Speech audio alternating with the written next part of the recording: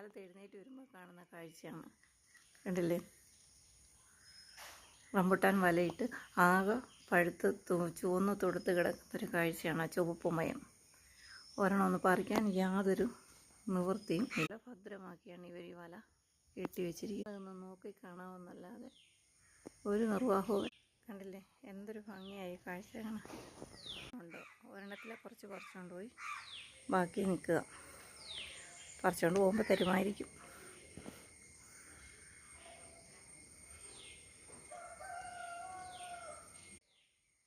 ൊക്കെ ഒന്ന് വട്ടപ്പെട്ട് പറന്നു പോകുന്നല്ല, ഒരു രക്ഷയില്ല. നോക്കി നിൽക്കുമല്ലാതെ. സുന്ദരമായ കാഴ്ചയാണ്. ഒരു മരമുള്ളത് മുഴുവൻ കാക്ക കൊണ്ടുപോയി. കിളികളും കാക്കകളും